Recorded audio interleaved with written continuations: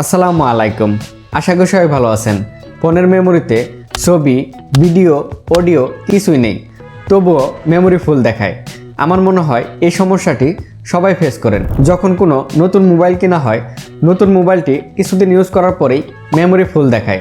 সেই ফোনের মেমোরি থেকে ছবি, ভিডিও, অডিও সব কিছু ডিলিট করে দেওয়ার পরেও মেমোরি কার্ড কিন্তু ফুল দেখায়। তো আজকের এপিসোডে দেখাবো কিভাবে আপনারা এই সমস্যাটির সমাধান করবেন।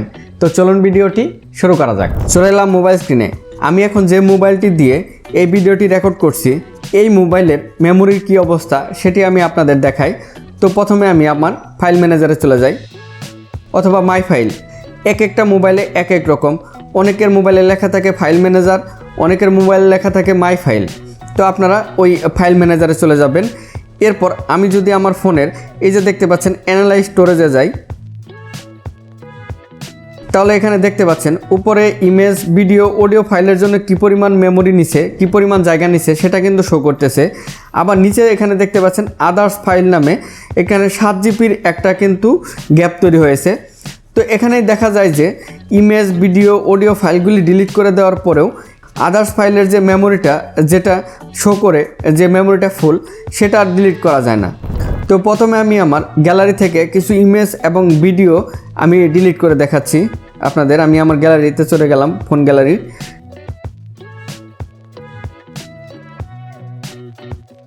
ডিলিট করে নেওয়ার পর আপনাদের মোবাইলের ফাইল ম্যানেজারে চলে যাবেন অথবা মাই ফাইলে চলে যাবেন।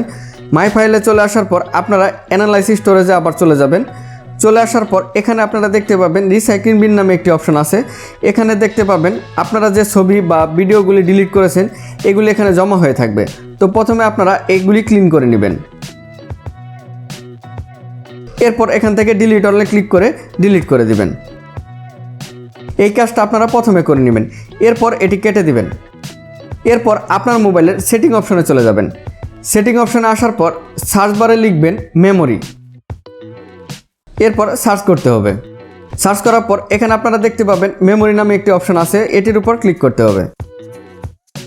ক্লিক করার পর এখানে আপনারা দেখতে পাবেন ক্লিন নাও নামে একটি অপশন আছে। এখানে দেখতে পাচ্ছেন 1.8 জিবি কিন্তু আপনার মেমোরি ফুল দেখাচ্ছে। তো এটাতে আপনারা প্রথমে ক্লিন নাও করে নেবেন।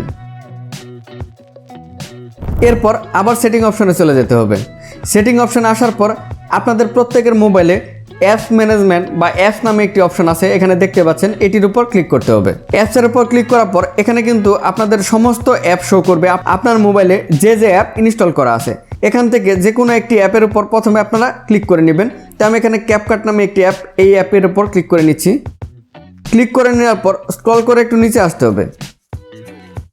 নিচে আসার পর এখানে আপনারা স্টোরেজ নামে একটি অপশন দেখতে পাবেন, এই স্টোরেজের উপর ক্লিক করতে হবে।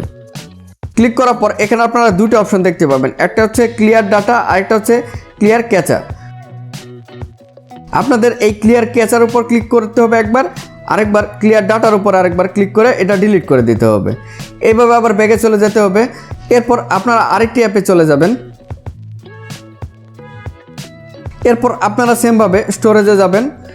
স্টোরেজে যাওয়ার পর এখানে ক্লিন ক্যাচা করে নেবেন এবং ক্লিন ডাটা করে নেবেন। এরপর ডিলিটের উপর ক্লিক করে নেবেন। এইভাবে প্রত্যেকটা অ্যাপে ঢুকে ঢুকে আপনারা ক্লিন ডাটা আর ক্লিন ক্যাচা করে নেবেন।